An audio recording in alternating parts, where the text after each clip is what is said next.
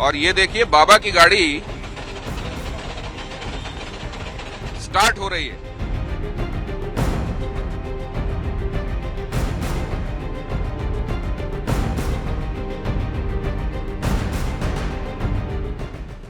प्रयागराज महाकुंभ में अगर आप हैं तो हर एक कोना अपने आप में कुछ कहता है।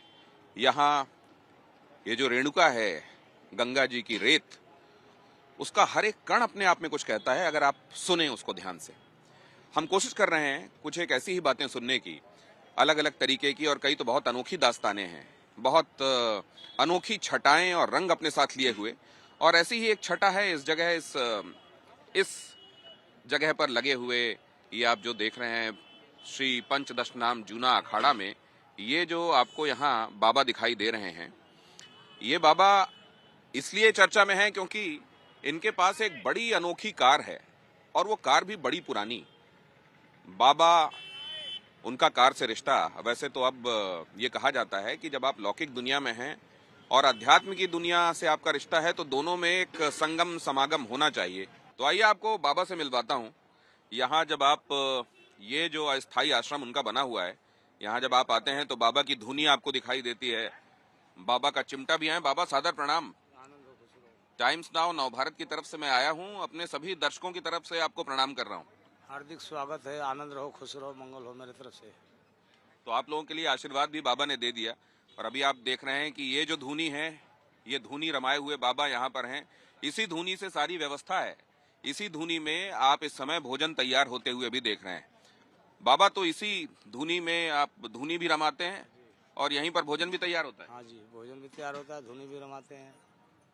ये जो यहाँ हमको दिखाई दे रहा है, बड़ा संक्षेप में आप सबके बारे में बताएंगे। ये तो महादेव जी का डमरू है, ये जिससे आप आशीर्वाद देते हैं वो मोरपंख है, और क्या क्या यहाँ हमारे दर्शकों को समझा सकते? विभूति है, चिमटा, लोटा, पानी, खाने पीने का, चिलम तम्बाकू पीने का सब साधन है अपने पास में, सब जगह कमंडल है। देखो बाबा, आपने कहा अपने पास में, मुझे लग रहा है आप मध्य प्रदेश इंदौर के आसपास कहीं से आए हैं क्या? जी, इंदौर से ही आया हूँ। देखिए बाबा की बोली। गाँव से। कहाँ से? सनाउदिया गाँव।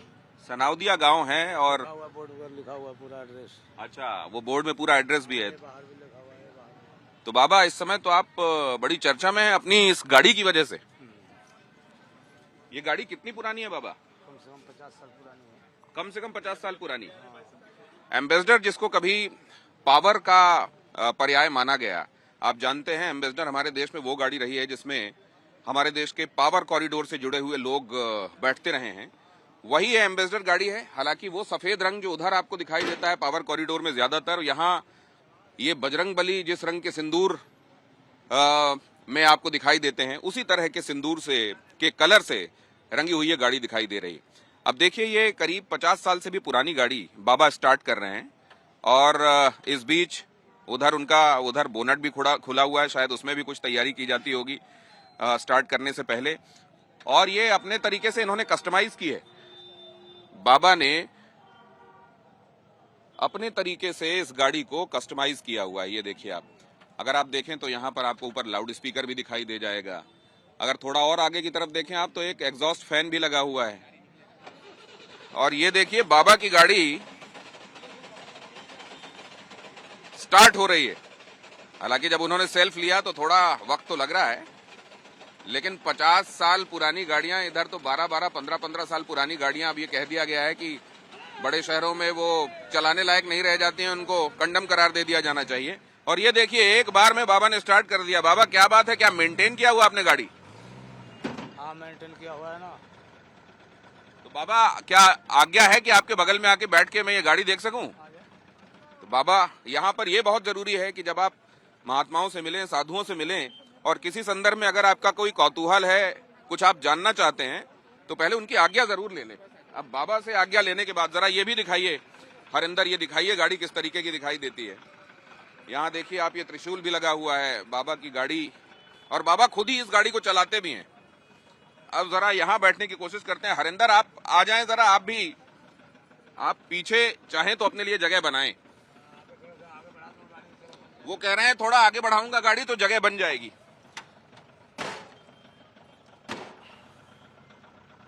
और जब ये एम्बेसडर आप इसका दरवाजा खींचते हैं तो अंदर की तरफ एक सिटकिनी लगी हुई है, जिस सिटकिनी से आपको इसे बंद करना पड़ता है।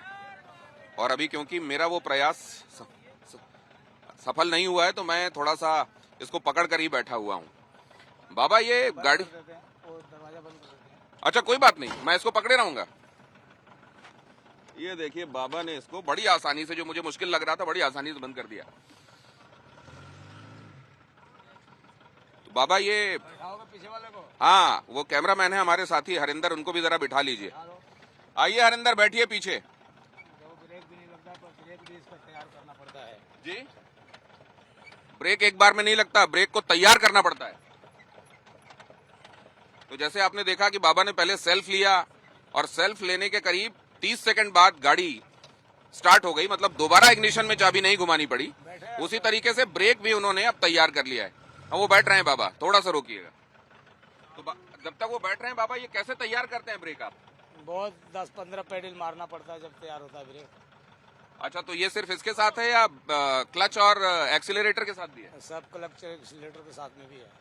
तो ऐसा ही क्लच और एक्सीलरेटर, मतलब ये जो है, ये गाड़ी बाबा के अतिरिक्त अगर कोई चलाएगा तो वो बड़ी आसानी से चला नहीं सकता। इसकी सारी मजबूतियां, खामियां, खूबियां बाबा जानते हैं। तो और जिस कौशल के साथ वो गाड़ी चला रहे हैं, तो बाबा आपने क्या लाइसेंस भी बनवाया अपना? हाँ, लाइसेंस है ना। और ये गाड़ी आपने ली कितने पहले थी, कितनी पुरानी गाड़ी है? 30-35 साल पुरानी गाड़ी है। पुरानी तो 30-35 साल पहले ली थी गाड़ी, और उससे भी पुरानी होगी है? उससे भी पुरानी 50 साल पुरानी है करीब करीब। तो जिनसे आपने ली वो आपके कोई भक्त थे? हाँ, भक्त दिया है, दान में दिया है। तब आपको गाड़ी चलानी आती थी? हाँ, शुरू से अखाड़े में मेरे पास में गाड़ी थी ना। अच्छा। 7 साल की उम्र से संन्यास है मेरा। हाँ। और जब से मेरे पास में गाड़ी थी।